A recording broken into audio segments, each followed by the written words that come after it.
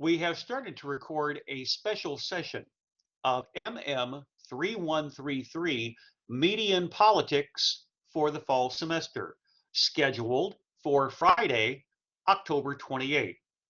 This is research data related to upcoming media presentations and position papers, in addition to chronicling the work that many of you have done when you are sending me materials for MPs and PPs through my Yahoo account, and I can place them on Google Drive.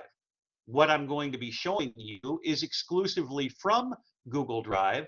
You're not going to see any of my social media accounts as we did with countless hundreds of videos during the pandemic, or you're not going to be seeing me on camera with my webcam, primarily for this reason. We received an email earlier this week, faculty, indicating that some file collaborations on Blackboard were not operating properly. So I'm going to play it safe, going exclusively from Google Drive, materials that you have sent me to my Yahoo address. That means that for Jonathan and Haley and Kalijah, those individuals have sent me materials through Yahoo telling me about their progress, but have exclusively been using their websites for Canva media presentations and position papers. So the rest of you will have an opportunity to look at their materials later on during the semester with links that are provided, but we're going to exclusively stay with materials that have been sent to me early on. And then we'll take a look at the syllabus for upcoming projects and also remind you in terms of time management of what's going to be upcoming. You'll recall that the first media presentations that we were doing in here during the semester were on political satire. The second on election or ballot initiative.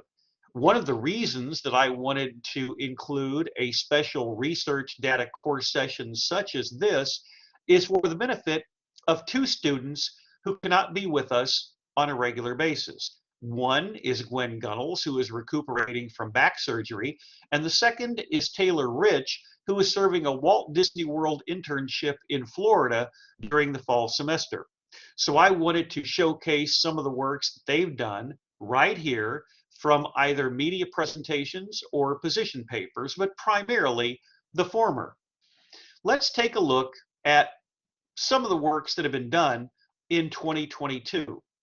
This is from Alexis Rowland, a political satire of Ben Brainerd, who is a stand-up comedian, a 26-year-old who's also a TikToker, YouTuber, social media influencer.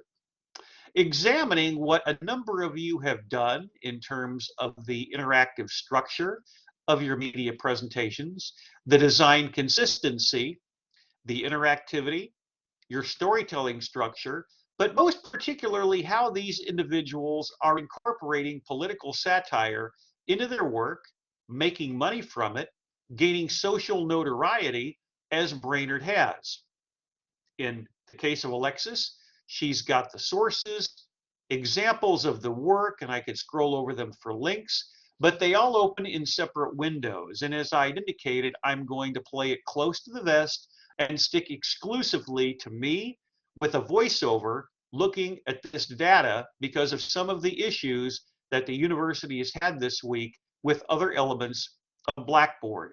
But as you can see, Alexis does a very good job of chronicling the interactivity and the thoughtful nature of Brainerd's work. Then when we continue to look at fall 2022 political satire projects, this is Carlin Whaley, and she's examining Don't Look Up, which, as you can see, is an apocalyptic political satire comedy film that was released in 2021, where astronomers are trying to warn the people and the president that an asteroid is going to wipe out human civilization. So she's looking at the politics with links to a number of different scenes, and all of the links work. An overall view of the movie, interviews on the film with two links, including the second with Leonardo DiCaprio, and some of the reviews of the movie, including opinions and ending with a laugh. And when you scroll over with an image containing a link, you can see that we could click on this for a video clip. But what I'm looking for early on is consistency with the stylistic approach, consistency with the font style, whether you're in 1.0 spacing for the text, whether you're in 1.0 spacing for any of the headlines, and then for the title slide, what it consists of, and most importantly, giving yourself credit with your name and the course and the semester that it is being offered. That continues us now to one of the individuals that can't be with us on a regular basis in Overstreet 302, and that is Taylor Rich. She's looking at the program which recently ended its run on Turner Broadcasting, Full Frontal with Samantha Bee. Now, a lot of you are probably old enough to remember that before she got that gig for TBS, she was also a correspondent for The Daily Show in the days of Jon Stewart rather than Trevor Noah being the host.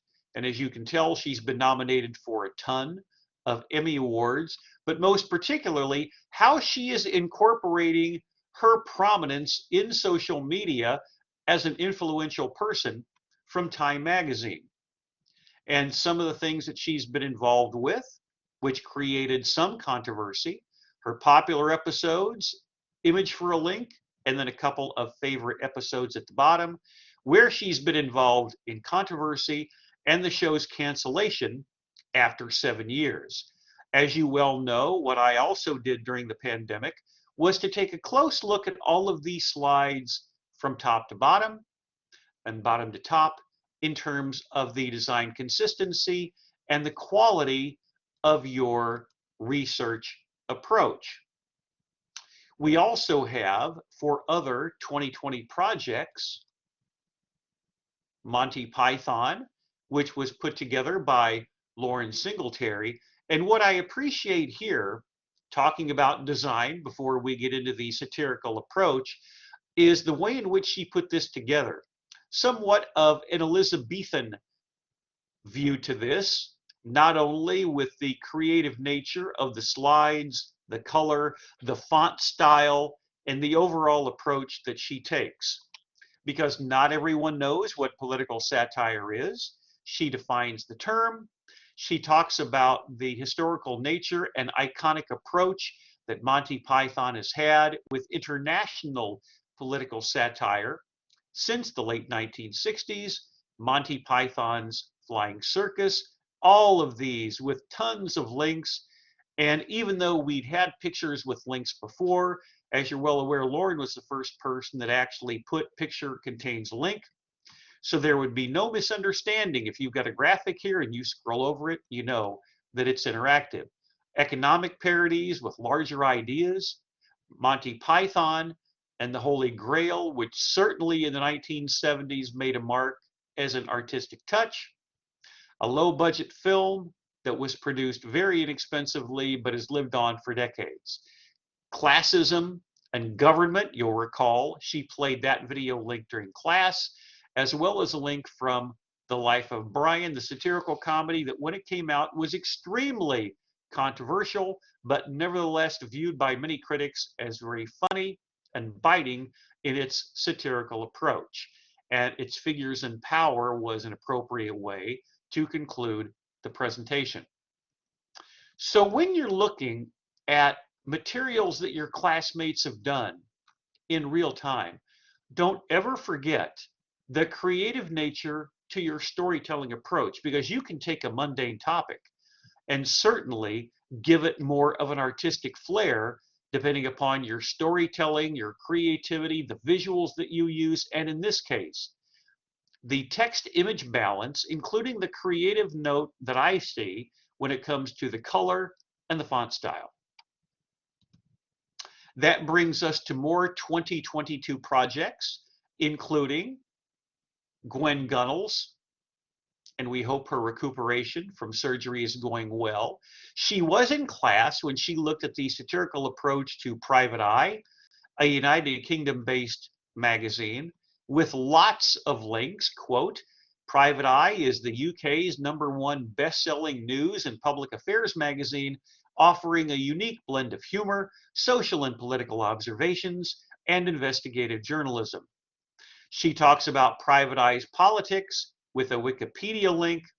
Image contains a link to the Private Eye website, the magazine itself with another link to the website, and what her opinion is. Private Eye's website could be structured better. They do not explain much of their content, and I had trouble navigating their website at first.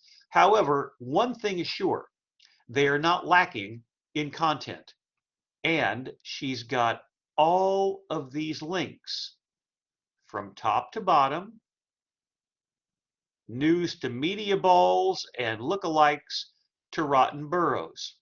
So there's no reason, if any of you are looking at projects randomly, coming across any of these links, including a podcast that might be on your short list for a wildcard paper at the end of the fall semester. And where are the podcasts available? Now, some of these you would certainly be aware of, like Spotify or SoundCloud, but some you may not necessarily be aware of because they are primarily internet podcast affiliates. The social media platforms, and as you can see, you've got Twitter as the primary mode of identification or popularity of the 4 listed, with each icon containing a link. So far, you can see thoughtfulness on the nature of your classmates from any of these projects. And that brings us now to Courtney Robertson. And Courtney was looking at Saturday Night Live, Chevy Chase versus James Austin Johnson. Chevy Chase was in the original cast of Saturday Night Live in the 1975-1976 year on NBC, when it was alternatively known not only as Saturday Night Live, but just Saturday Night.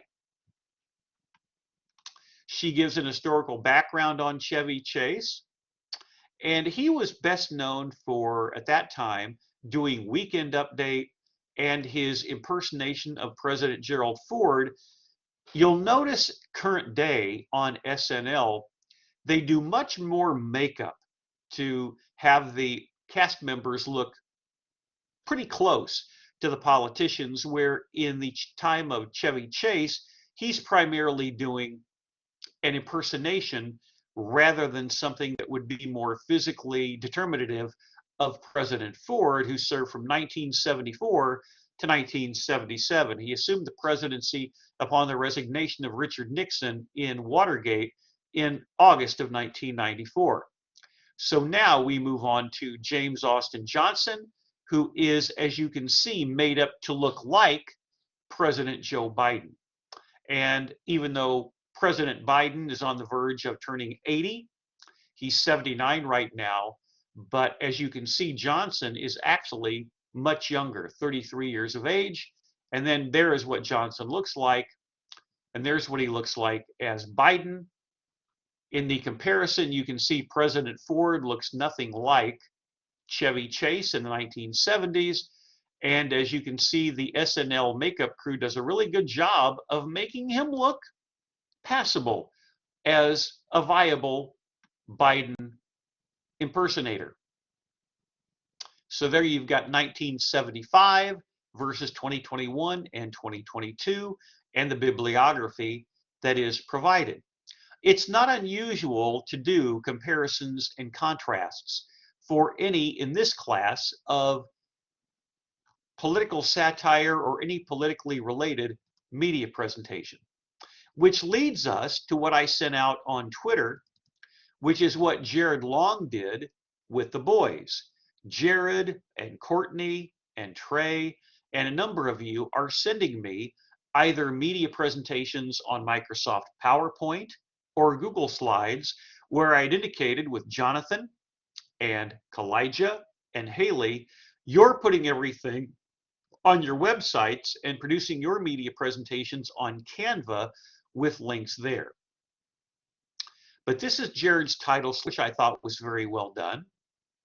He describes what the boys is, the premise with the superheroes that uses the world of superheroes. And I thought this was a very good slide with the bullet points, at least to satirize mega corporations and capitalism, nationalism, police brutality, celebrity ignorance. He addressed quite well in one of the clips that he showed in class, and more. And in one of these clips, you actually see the ignorance of one of the superheroes. He cares about attention, but knows the best way to manipulate Americans to love him and pretend to love America. So in that way, it has somewhat of a professional wrestler feel or a hot take feel that you see on some cable networks, especially in prime time, where they're being driven by the need for eyeballs, and whether or not they believe what they say can be left up for debate.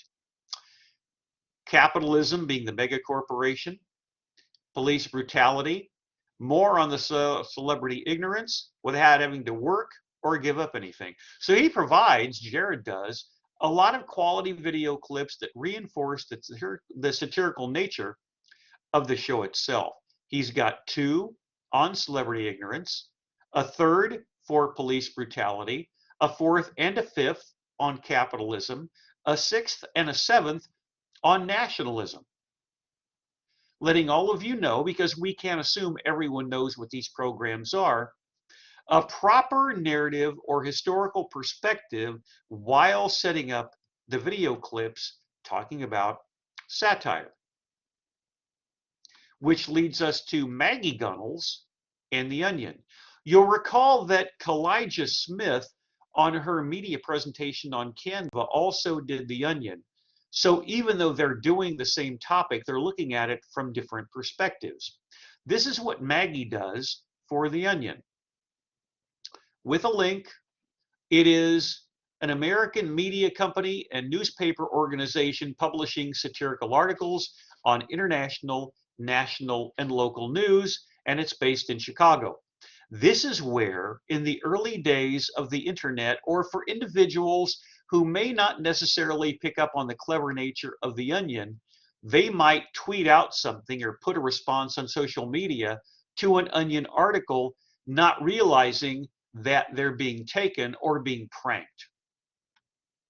These are the common features of The Onion, some of which were also addressed by Kalijah. So you've got stat shots, infographics, news and photos, opinion columns, cartoons, and bizarre horoscopes.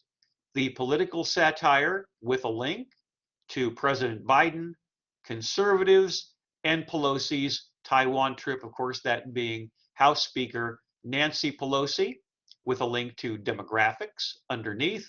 Other publications, including Deadspin, Gizmodo, Kotaku, which is a video game website and blog, Quartz, and The Root, which features an African-American oriented online magazine. But all of these bullet points have links to the respective online publications.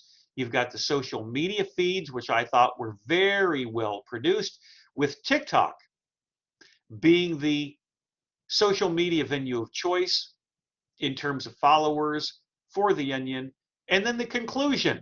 The Onion overall is a great website for the common features, demographics, other publication, and considered one of the best satirical websites. 8 slides encapsulate just about everything you would want to know about The Onion, which leads us to another 2022 project, which was done by Trey Miner on The Simpsons. Very clever in that The Simpsons and the name are placed in locations that are not going to obscure the nature of Homer's face on the title slide, which is very well thought out by Trey. The Simpsons has been around so long that it was actually in the late 1980s when it first premiered as part of Tracy Ullman's show on Fox. And then it became its own episode, as you can see, with hundreds and hundreds of episodes, and is not slowing down at all, and tons of awards, as you can see from that final bullet point. There you've got a screenshot with The Simpsons, and he offsets everything in highlight for the best of Bart and Homer, the top 25 best rated episodes. These are all links, and Mr. Burns goes for a checkup. So he's got all of these screenshots, and then 3 examples of satire, political moments, making fun of CBS News. So he's got his own design consistency with Simpsons yellow for all of the slides. And as many of you know, Trey primarily uses Arial font. And here you've got Arial font bold in italic for his headlines, and then Arial bold for the links. And this is an interactively driven media presentations with from back to front social media links with those 3, predictions for real life actions and when The Simpsons predicted correctly, examples of political satire, going up to video clips, and the introduction. But again, I like the way that the title slide is set up. No obscuring of Homer's face. That brings us down to Kinnison Roby's first media presentation on Veep with an asleep Vice President Julia Louis-Dreyfus on the title slide. So what does he do? Starts off with a background for the show because you cannot assume that everyone has been watching HBO during the run of the show.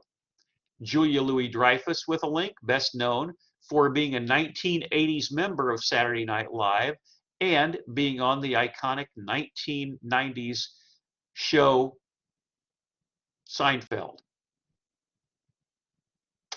The premise, the accolades including numerous awards, satirical examples with screenshots, the political satire, quotes from the show, social media feeds, which are still up years later, and then sources from press books, National Public Radio, Thought Catalog, and then the third link is to a Wikipedia definition. Now, I don't recall whether he sent this to me originally as a Microsoft PowerPoint or Google Slides, but ordinarily when we click on these links, they would work. But as time goes on, all of you will realize there are ways to make certain that all of these links, no matter what your format is, work, even if it is directly underneath providing some type of YouTube link. But in this case, these links work, and just in case you're doing these for the first time, any video links that may not necessarily work once they're turned into a PDF will have no impact on your grade.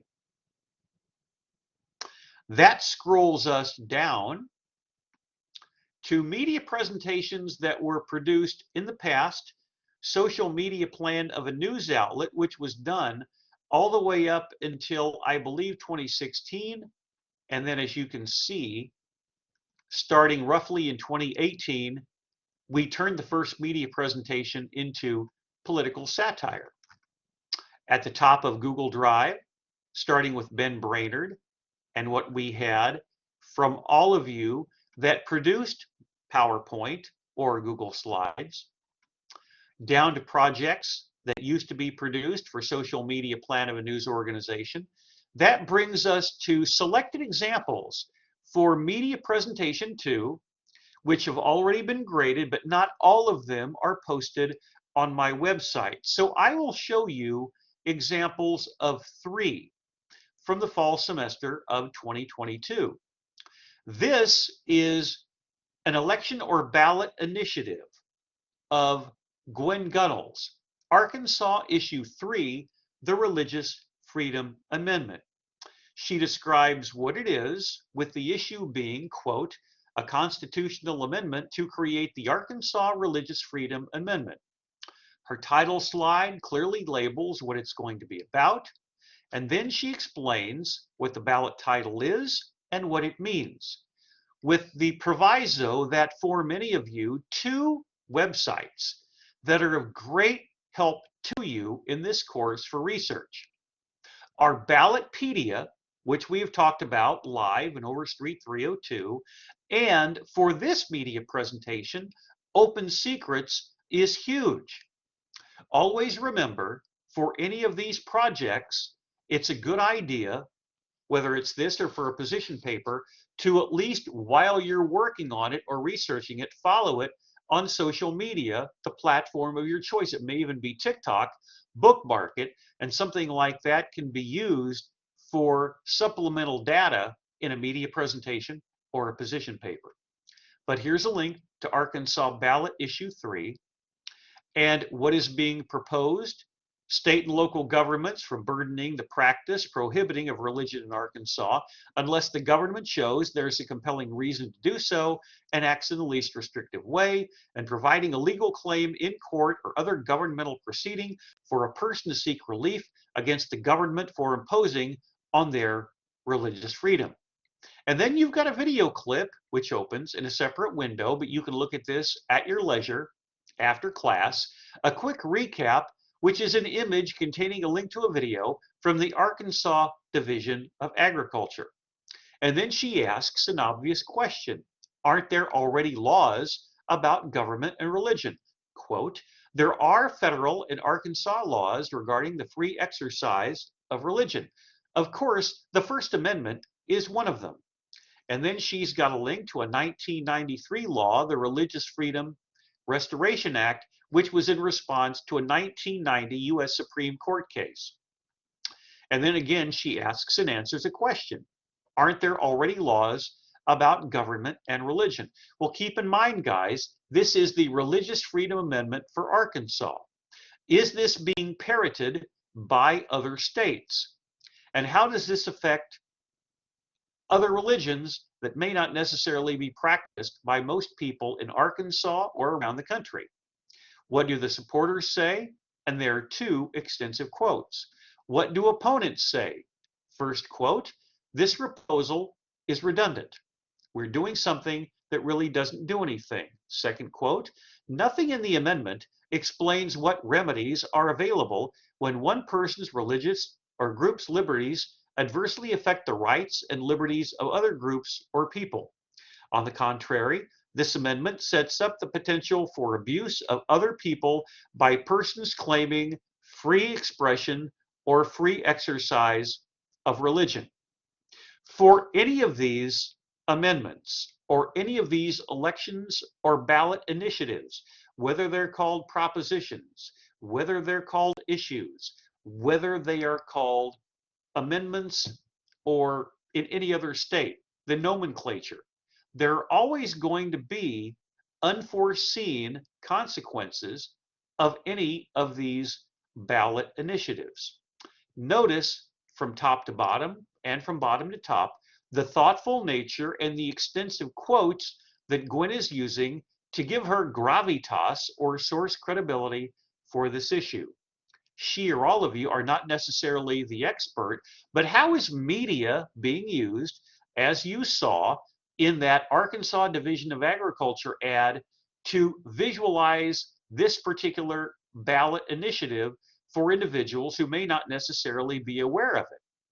So on this website, we start at, alphabetically, Alabama from the fall of 2014 for the right to fish and hunt.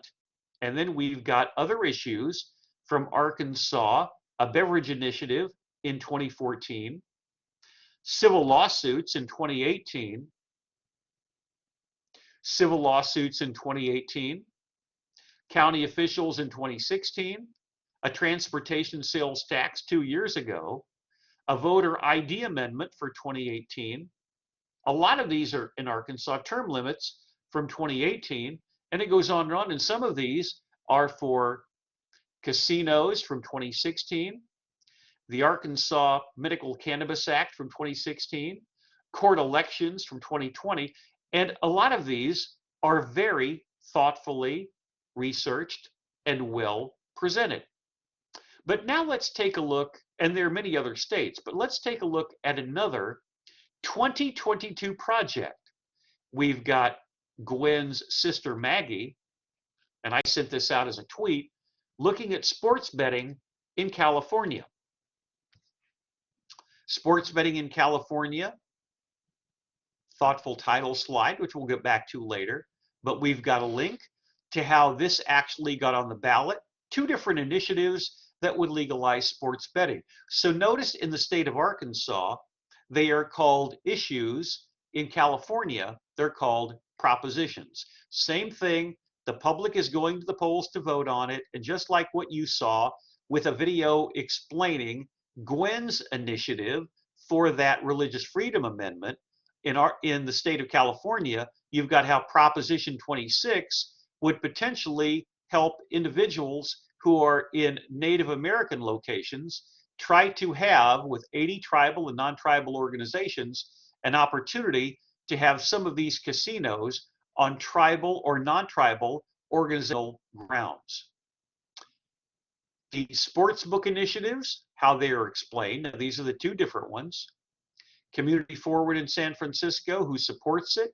And then you've got advertisements, this one, featuring Native American or tribal organizations for, against, and then against, for Prop 27, against Prop 27, in the middle, against Prop 26.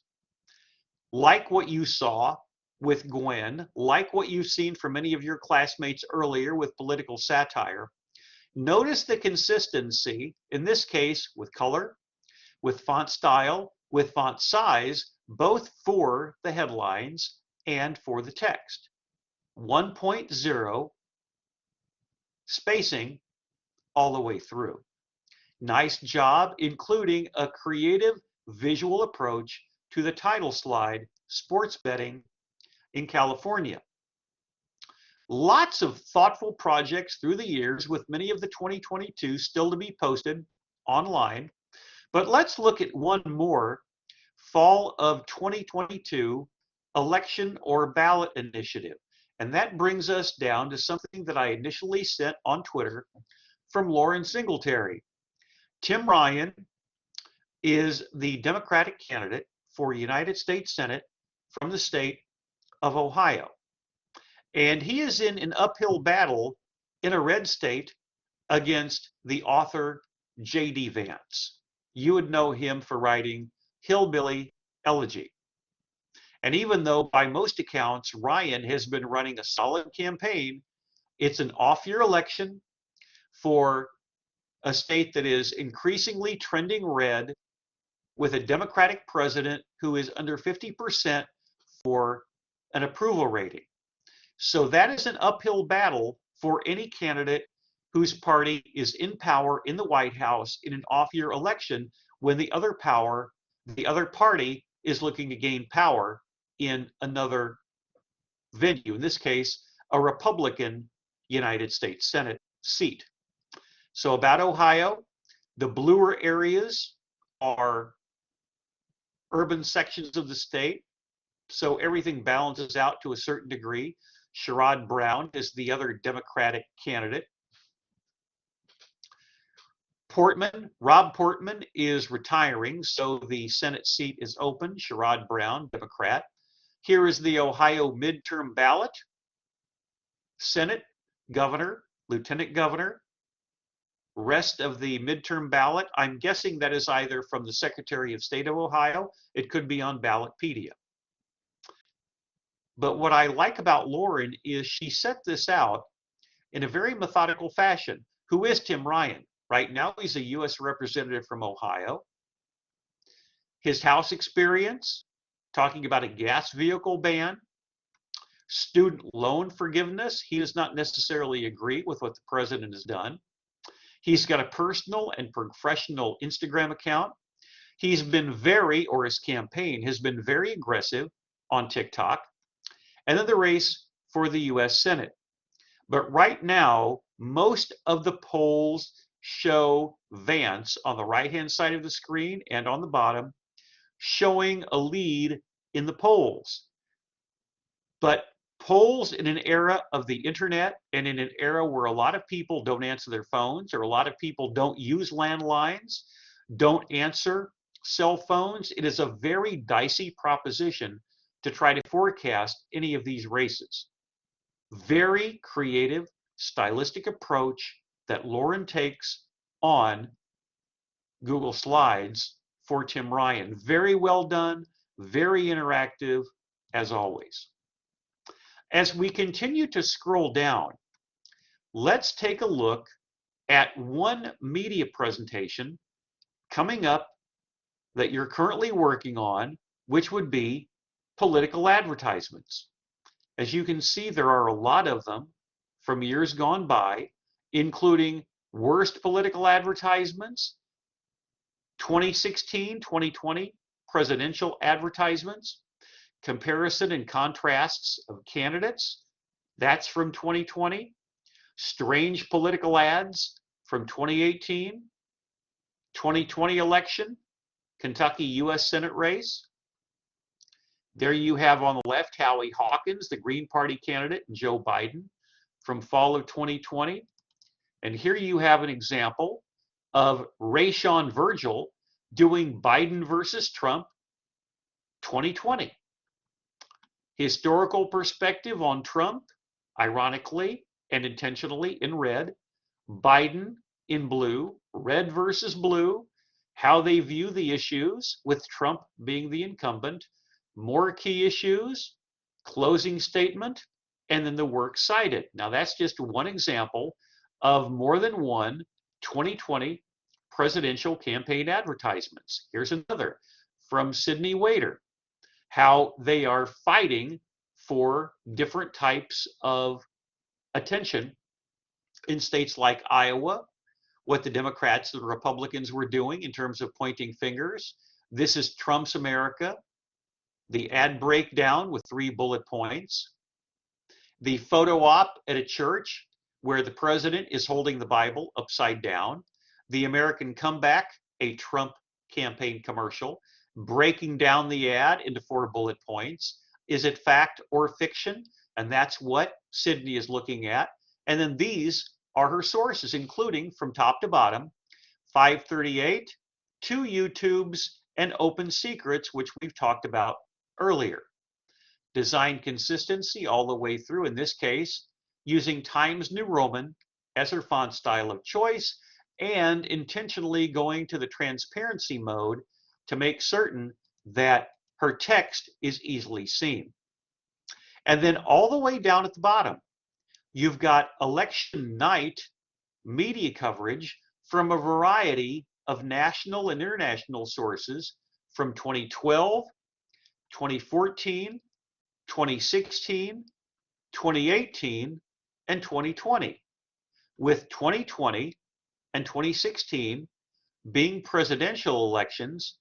You can tell these come from a variety of sources over a variety of years from numerous perspectives: state, national, local, international.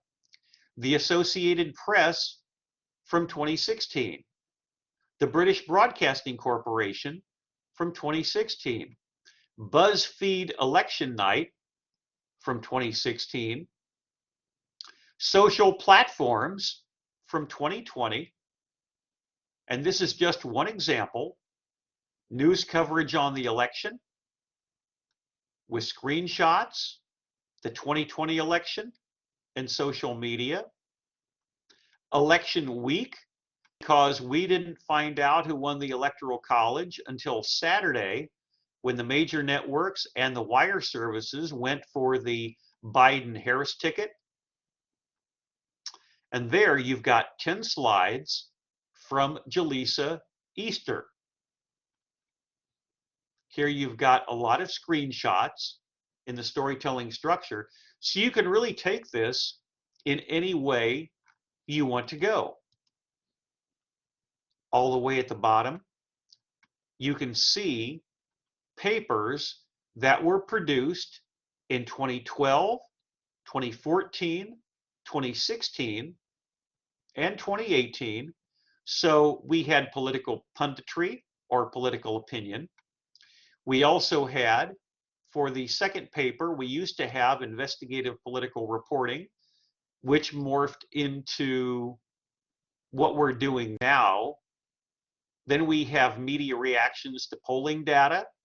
which was followed by social media, which is something that you're doing now, and wildcard papers.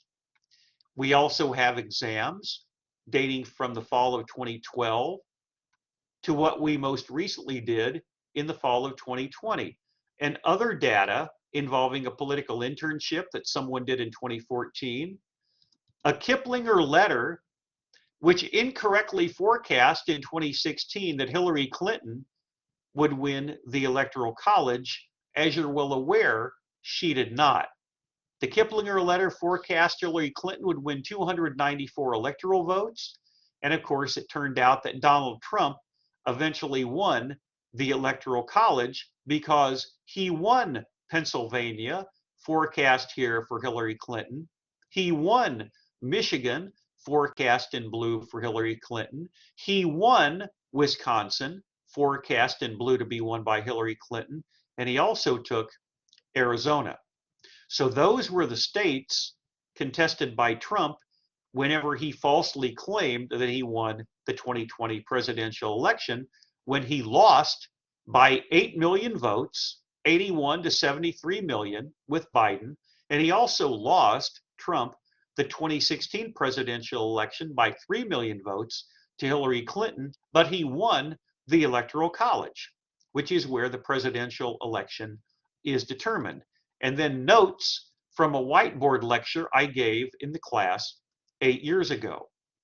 Anything that you see on the website could potentially be used as cannon fodder for upcoming projects, whether it be media presentation 4, media presentation 3, or the final 2 position papers. But I will be filling in the rest of the second media presentations for election or ballot initiative in the near future, with a reminder that all of your websites are available. Jonathan, Gwen, Maggie, Haley, Jared, Trey, Taylor, Courtney, Kennison, Alexis, Lauren, Kalijah, and Carlin.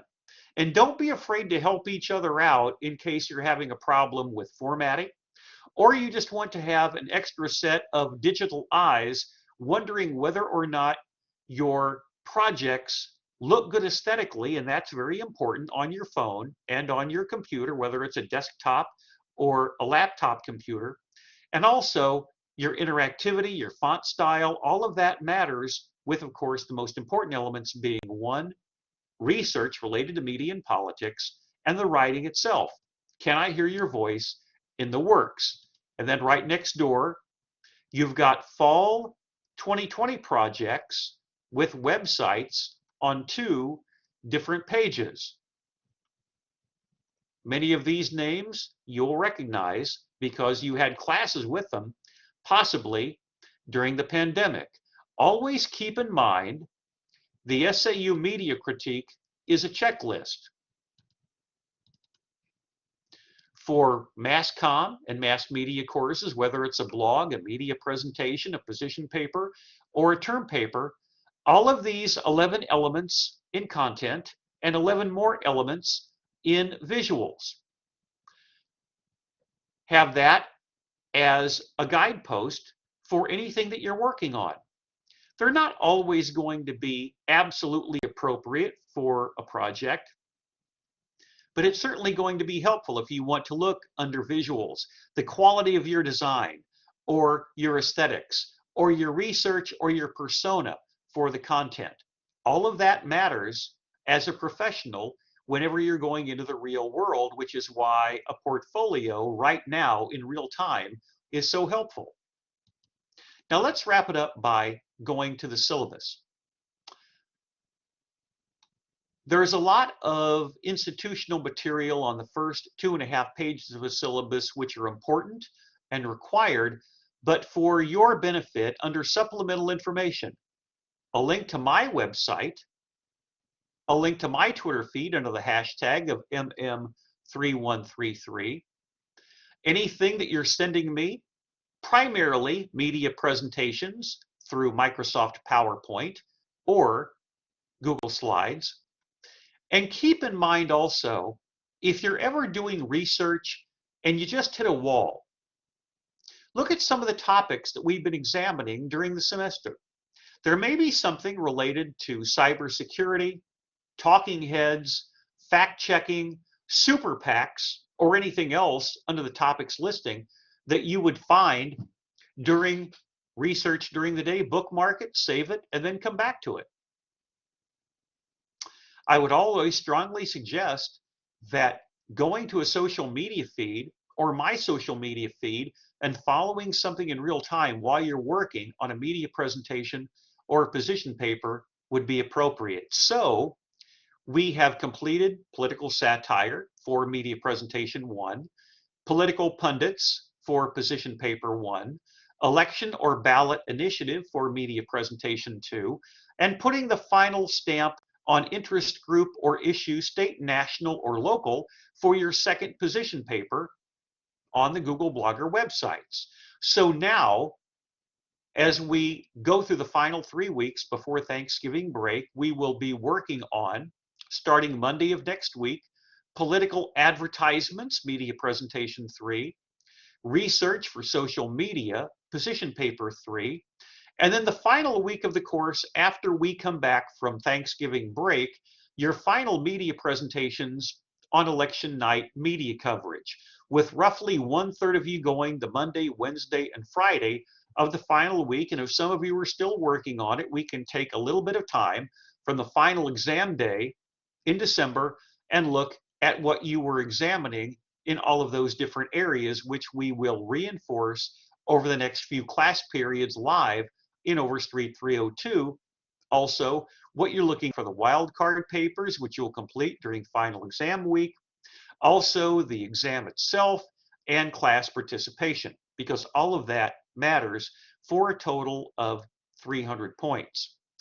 So what we've been doing today during this special research session is to do a look backward of the works that you've been doing and to look forward for research as we get closer and closer to the midterm elections, because as you know, in many states, including Arkansas, at the time this is being shown, Friday, October 28th, online class session, a special research data material, look at what's going to be coming up.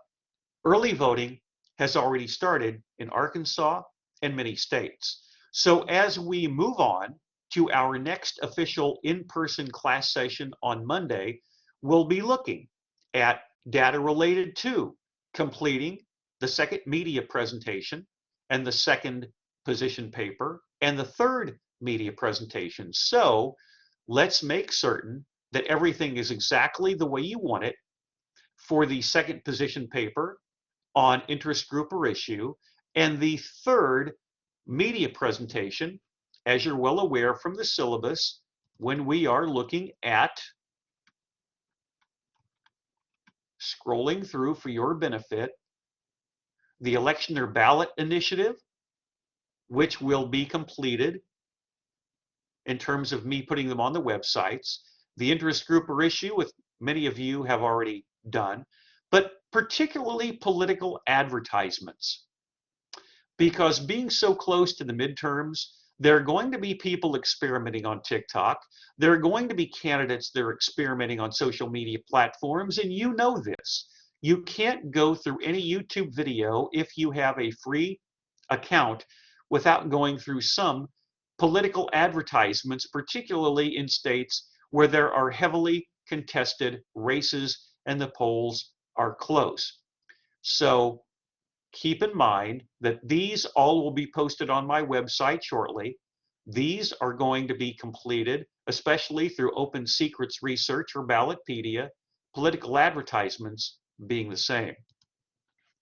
So that's going to conclude MM33, Media and Politics, for Friday, October 28th.